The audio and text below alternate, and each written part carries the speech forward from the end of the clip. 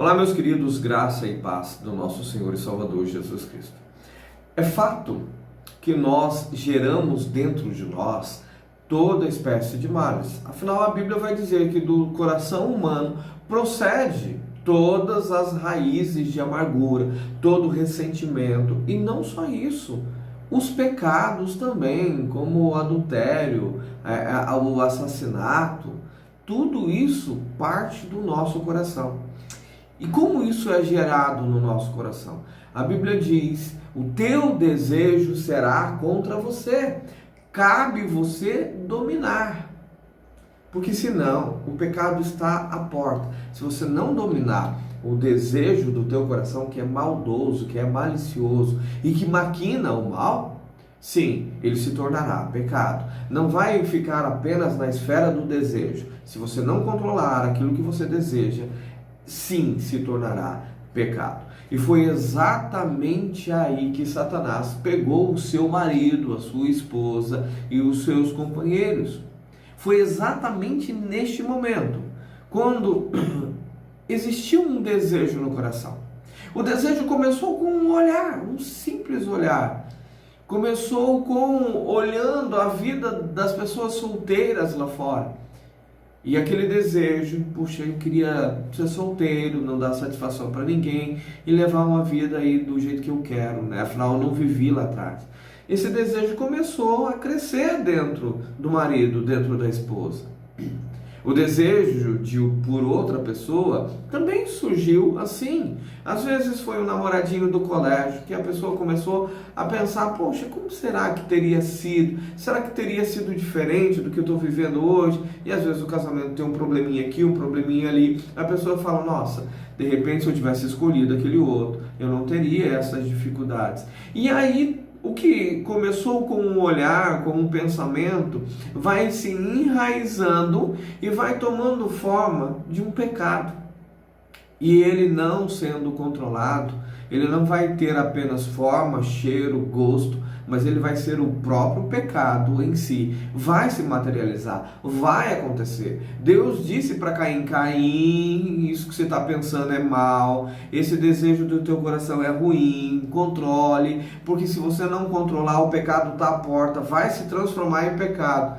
O que Caim fez? Não controlou. E, claro, aconteceu o que Deus já estava prevendo. O desejo não controlado se transformou no pecado da morte do próprio irmão. Isso que acontece quando nós não controlamos os nossos desejos. Maridos, esposas não controlaram, seja o desejo de ter uma vida de solteiro, seja o desejo de estar com outra pessoa. Fato é que o desejo veio, eles abrigaram o desejo e não tiveram controle sobre eles, que se transformou no que é hoje, um pecado. E assim aconteceu na vida de alguns homens que eu quero relatar aqui para vocês. Mas eu quero, de antemão, dizer que para tudo tem um jeito. Se o pecado chegou na vida do teu marido, na vida da tua esposa, porque os desejos não foram controlados, aconteceu. Não dá para voltar atrás e desfazer. Não dá. Mas dá para, a partir de agora, se arrepender e consertar. E isso é possível. Muita gente não acredita que o marido possa ser refeito por Deus. Mas ele pode. Homens, como eu vou mostrar aqui para vocês, tiveram essa transformação, agiram de forma imprudente, machucaram, feriram inúmeras pessoas, mas Deus os transformou. E vai fazer isso com o seu marido, com a sua esposa também. Eu sei, você vai dizer: nossa, mas o meu marido nem pensou nos filhos. Nem pensou nos filhos. Eles não pensam. Quando o desejo abraça eles de uma forma gigantesca, eles não veem ninguém na frente, eles não se importam com absolutamente ninguém. Apenas em saciar o desejo, o interesse particular.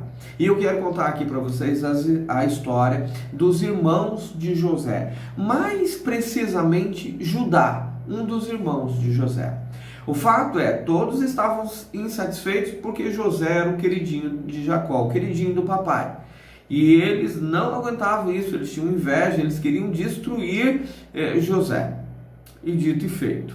A vontade deles era tão grande, mas tão grande, que eles queriam até matar. Teve Rúben que intercedeu, falou, não, vamos levar ele de volta para o nosso pai, larga a mão, deixa disso. Tem sempre uma pessoa mais consciente um pouquinho, né? No entanto, ele é uma voz no meio de uma multidão que cala a voz dele, né? Vence a maioria, e a maioria diz, vamos matá-lo. Mas no meio disso tudo havia uma voz interesseira.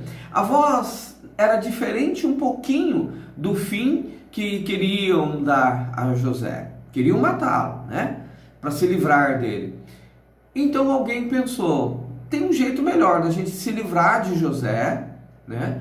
E a gente ganhar com isso. Porque se a gente matar José, o que a gente ganha? E é exatamente o que diz Gênesis 37, 26 e 27. Então Judá disse aos seus irmãos, que proveito, que vantagem haverá se nós matarmos a nosso irmão e mostrarmos o seu sangue? Que vantagem? Vamos fazer o seguinte, vinde e vendemos aos ismaelitas, e não seja nossa mão sobre ele, porque ele é nosso irmão, nossa carne, e seus irmãos concordaram. Ou seja, eles iriam se livrar de José e iriam ter lucro com isso. Mas ninguém pensou no pai. Ninguém pensou no pai de José, que era o mesmo pai deles, apesar das mães serem diferentes. Havia ali o mesmo pai, mas ninguém pensou no pai, ninguém dava nem aí para o pai. No entanto, eles levaram a túnica, né? Pegaram o sangue de um cabrito, né? Tingiram a túnica de sangue e levaram até Jacó e mostraram, olha que o sangue do teu filho mataram, né? Ele morreu, então não tem mais jeito. Então, alguns deles até tentaram consolar Jacó, né? Jacó falou, não, eu vou descer à sepultura, vou chorar até eu morrer. Enquanto houver vida em mim, eu vou chorar, ninguém vai me consolar. Eu vou chorar até eu morrer e me encontrar com José. Nem que fosse na sepultura. Tamanha a dor de Jacó. Tamanha a dor de Jacó. E eles não se importaram com isso. Por quê? Porque o desejo deles já havia sido gerado, crescido, alimentado, estava arraigado ali com suas raízes bem profundas nos corações deles. Então, nem a conversa de um dos irmãos, nem a dor do pai, nada disso fizeram com que eles parassem. Aliás, eles não se importaram com absolutamente nada. E é exatamente assim que aconteceu com o teu marido. Assim que aconteceu com a tua esposa. Eles nutriram um desejo, seja por uma vida de solteirice ou por estar com os estranhos, que eles não se importaram com absolutamente ninguém, nem com você, que seria a mais atingida dessa situação, como aconteceu com José. Não se importaram com José. José vai ser morto? Problema dele. José será vendido? Problema dele. Não se importaram. Mas também não se importaram com outras pessoas que seriam diretamente envolvidas, como no caso de José e Jacó, o pai de todos eles. Não se importaram com Jacó, assim como o seu marido pouco se importou para com o seu filho, né? Não se importou. Não, ele vai sofrer no começo, mas ele vai crescer, ele vai entender e ponto final. Não se importou. É gerado um sofrimento? O problema é dele, fazer o quê? Né?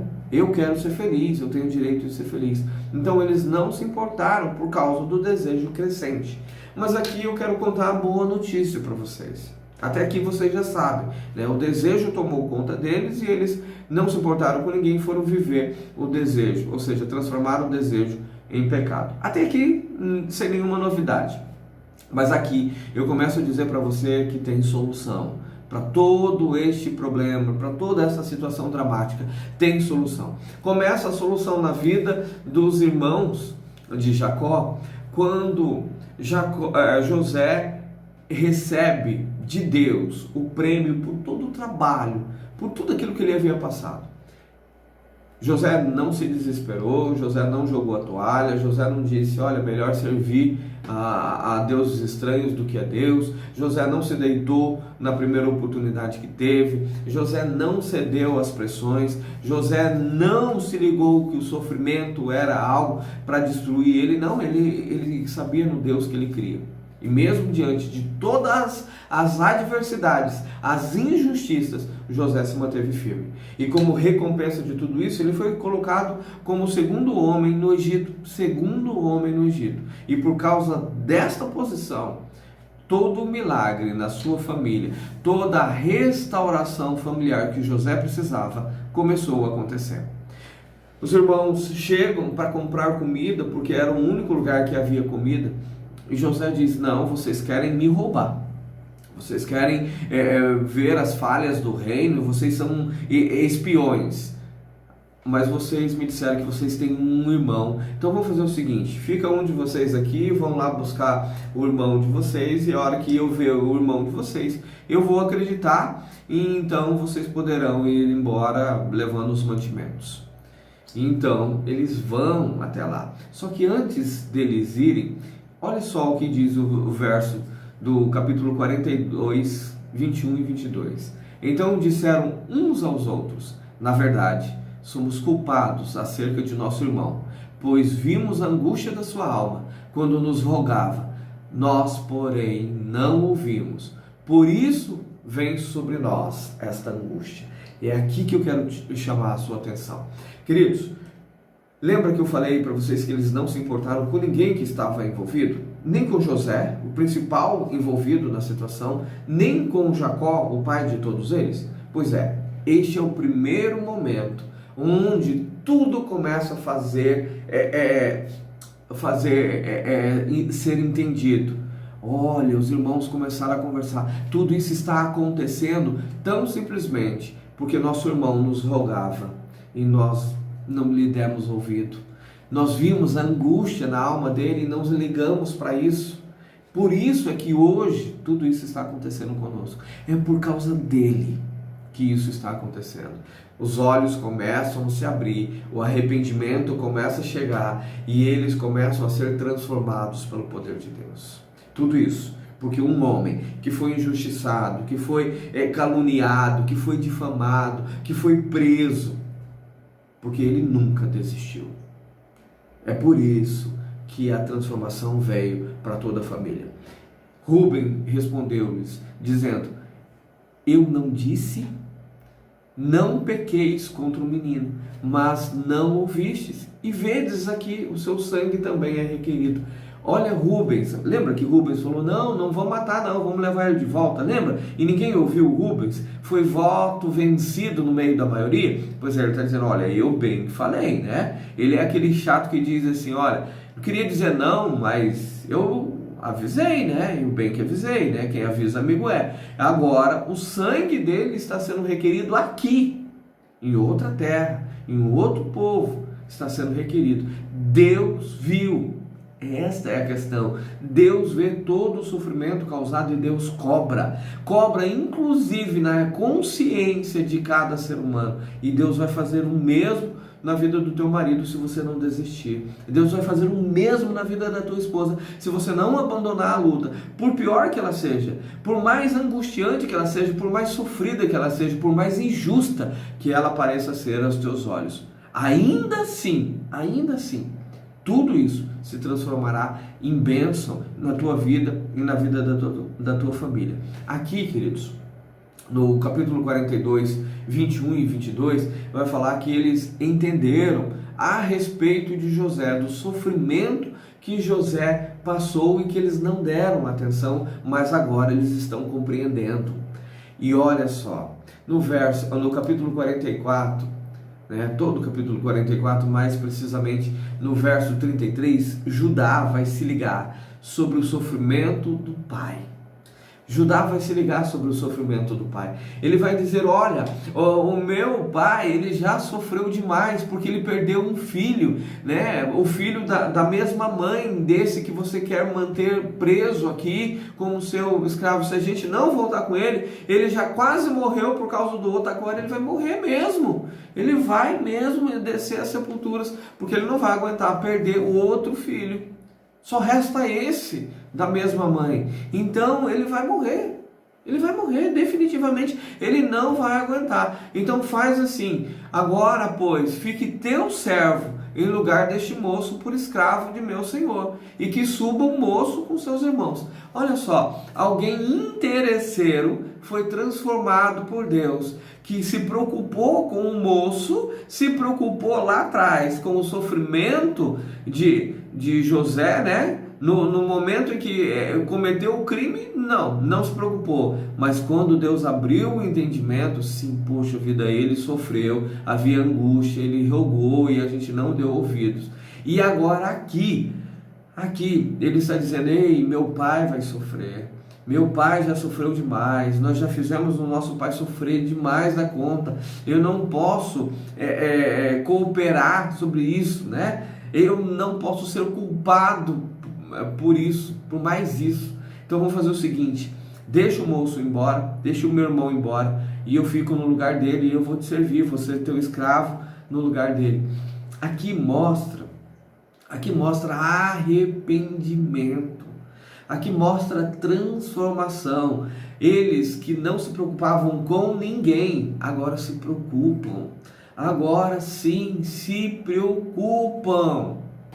E aí nos capítulos que se seguem, vai falar que eles vão pedir perdão a José, quando José se revela: eu sou o irmão de vocês, aqueles que vocês venderam lá no deserto, eu sou o José. Então a Bíblia diz que eles vão pedir perdão, e José vai dizer: não se preocupe, não precisa, porque afinal de contas Deus me mandou aqui antes de vocês, para que vocês pudessem sobreviver. E lembrando que esse mesmo Judá, que foi lá um interesseiro, que mandou vender para obter vantagem sobre José, que não se importou com José, não se importou com o sofrimento do pai, esse mesmo, agora ele é transformado por Deus nessa ocasião, e ele é da descendência dele que virá o nosso Jesus Cristo. É da descendência de Judá que Jesus virá. Então perceba o milagre de Deus sendo transformado, porque alguém não desistiu, porque alguém continuou, porque alguém se manteve firme. Seu marido, por mais que não tenha ligado para absolutamente ninguém, sua esposa que não tenha se importado com o sofrimento nem dos próprios filhos, quanto mais o seu, todos eles, se você não desistir, será transformado pelo poder de Deus. E sim, haverá preocupação contigo, haverá preocupação com os filhos e com os demais envolvidos. Eles vão se preocupar, eles vão se arrepender e eles serão transformados pelo poder de Deus. Creia nisso e não desista jamais. Não abandone, mesmo você estando passando pelas piores situações, pelas piores humilhações, pelas maiores injustiças. Não se preocupe. Deus está vendo tudo, está cuidando de tudo, e no momento certo, assim como fez com José, dará a você a vitória e a restauração da sua família, exatamente como fez com José. Deus abençoe a tua vida, fique na paz e até o nosso próximo encontro.